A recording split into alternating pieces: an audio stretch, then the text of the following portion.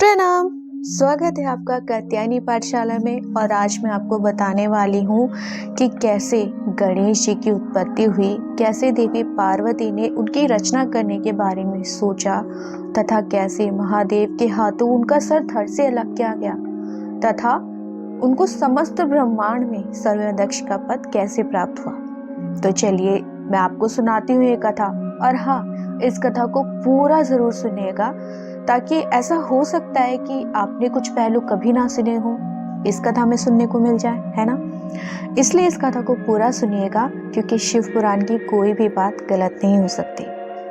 तो चलिए, एक समय की बात है जब देवी पार्वती की सखियां जया और विजया उनके पास आकर बोलती हैं कि देवी पार्वती, ये समस्त गण सभी शिव के हैं, महादेव के हैं, यहाँ तक कि नंदी और भृंगी भी हमारे हैं, पर वह भी शिव की आज्ञा का पालन करते हैं, यानी कि वो हमारे होकर भी हमारे नहीं है। तो देवी पार्वती, आप ऐसे गण की रचना करिए जो सदैव हमारी आज्ञा का ही पालन करे, सदैव हमारी रक्षा में तत्पर रहे। सखियों के ऐसे कहने पर देवी पार्वती ने एक दिन ऐसा करने पर विचार किया और अपने संपूर्ण शरीर पर हल्दी का लेपन किया। उस हल्दी के सूख जाने पर जब वो हल्दी देवी पार्वती ने उतारी, उस हल्दी के उतारने के बाद उस हल्दी से प्रतिमा बनाई। उस प्रतिमा में जब देवी पार्वती ने अपनी शक्तियों के जरिए उस प्रतिमा में प्राण फूके, तो उस प्रतिमा से एक ऐसे चेतन पुरुष का निर्माण हुआ जो समस्त शुभ लक्षणों से सुशोभित था। उसके सभी अंग दोष रहित थे, वो बहुत ही देखने में बहुत ही सुंदर थे, और यहाँ तक कि उनका जो शरीर था वो आम शरीर से थोड़ा सा विशाल था। आखिरकार वो गणेश जो थे, इसलिए थोड़ा सा विशाल था। और जब उस प्रतिमा में प्राण आ गए थे, यानी कि वो प्रतिमा जब वो चेतन पुरुष में परिवर्तित हो गई थी, तब देवी पार्वती ने उनको नाना प्रकार के यानी अनेक प्रकार के वस्त्र प्रदान किए, उनको आभूषण प्रदान किए और बहुत प्रकार का आशीर्वाद देकर उनको बोला, पुत्र, आज से तुम मेरे हो और मेरे ही पुत्र कहलाओगे।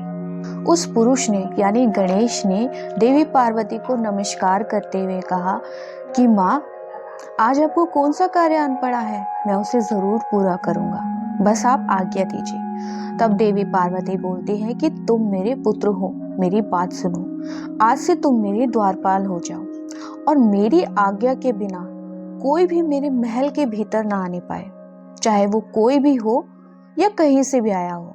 ऐसा कहते हुए देवी पार्वती ने गणराज के हाथों में एक छड़ी थमाते हुए कहा कि तुम मेरे द्वार पे स्थापित हो जाओ।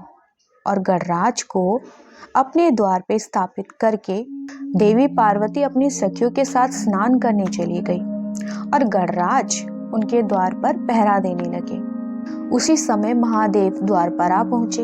अब गणेश पार्वती को जानते तो थे नहीं, तो गणेश बोल उठे कि देव, अभी आप महल के भीतर नहीं जा सकते, माता स्नान करने बैठ चुकी हैं, आप कहाँ जाना चाहते हैं, यहाँ से हट जाइए। ऐसा कहते हुए गणेश ने छड़ी हाथों में ले ली। गणेश को ऐसा करते देख महादेव क्रोधित होकर बोले, मूर्ख, क्या तू मुझे नहीं जानता? दुर्बुद्ध, मैं शिव हूँ और कोई नहीं। शिवगण वहां आए और गणेश को समझाते हुए कहने लगे कि तुम स्वयं एक गण हो, इसलिए तुम्हें समझा रहे हैं। अगर गण नहीं होते तो समस्त शिव गणों ने अभी तक तुम्हें मृत्यु प्राप्त कर दी होती। अगर तुम अपनी मृत्यु नहीं चाहते हो, तुम्हारी भलाई इसी में है कि तुम इस द्वार को छोड़ दो। पर गणेश नहीं डरे, उल्टा गणेश ने शिव गणों को ही फटकारा और उस द्वार को नहीं छोड़ा। महादेव ने अपनी समस्त यानी सभी शिव गणों को आज्ञा दी कि पता लगाओ ये नया द्वारपाल है कौन। ये जो छोटा बालक है वो श्री गिरिजा का पुत्र है, यानी पार्वती देवी का पुत्र है, जो द्वारपाल के रूप में बैठा है। तो शंकर ने जो लीला रूपी हैं, उन्होंने अपनी विचित्र लीला करने की सोची और समस्त ब्रह्मांड के देवी देवताओं को बुलाकर गणेश जी से युद्ध करवाया। परंतु वो कहाँ हारने वाले थे, कोई भी देवता गणेश जी को पराजित ना कर सका। जब महादेव ने देखा कि गणेश को कोई भी देव पराजित नहीं कर पा रहा है, तब महादेव अंत में आए और गणेश जी के सर को धड़ से अलग कर दिया। जब ये समाचार देवी पार्वती को मिला, तब देवी पार्वती को बहुत ही ज्यादा क्रोध आ गया था और क्रोध में उन्होंने समस्त अपनी शक्तियां जो उनके अंदर थी जागृत किया। शक्ति ने समस्त दिशाओं यानी कि चारों दिशाओं में प्रलय मचानी शुरू की। तो सारे देवता भय में आ गए थे, यानी कि बहुत ही ज्यादा डर गए थे कि अब क्या होगा, हम बचेंगे भी या नहीं बचेंगे। तब दिव्यदर्शी नारद जी वहां पर आए। नारद जी ने समस्त देव तथा महादेव को प्रणाम करते हुए कहा कि इस विषय में हम सबको विचार करना चाहिए। तब तक गिरिजा देवी कृपा नहीं करेंगी, हमें सुख प्राप्त नहीं होगा। अब देवी पार्वती ने तो चंडिका का रूप धारण किया हुआ था। जो उनके अंदर से जो शक्ति जागृत हुई थी वो समस्त दिशाओं में प्रलय मचा रही थी। उनको शांत करने के लिए, देवी को शांत करने के लिए सभी देव उनके पास गए और उनको बारंबार प्रणाम करते हुए, उनकी स्तुति करते हुए, उनसे निवेदन करते हुए कहने लगे कि देवी हम पे प्रसन्न होइए, हम पे कृपा करिए। उनके बारंबार प्रणाम करने पे, उनके बारंबार निवेदन करने के बाद चंडिका देवी उनसे प्रसन्न हो गई तथा देवी ने कहा कि यदि मेरा पुत्र पुनः जीवित हो जाए और तुम लोगों के मध्य वे पूजनीय माना जाए तथा उसको सर्वाध्यक्ष का पद प्रदान किया जाए तो ये संहार नहीं होगा। ये चारों दिशाओं का जो संहार हो रहा है, यानी कि चारों दिशाओं में जो चंडिका देवी ने, जो शक्ति ने बहुत ही त्राहिमाम किया हुआ था अपनी शक्तियों के जरिए, वो रुक जाएगा। देवी का ऐसा कथन सुनकर सभी देव मान गए तथा देवी ने कहा कि मेरा पुत्र पुनः जीवित हो जाए और तुम लोगों के मध्य वे पूजनीय माना जाए तथा वह सर्वाध्यक्ष का पद ग्रहण कर ले, तब यह संहार नहीं होगा, यह संहार रुक जाएगा।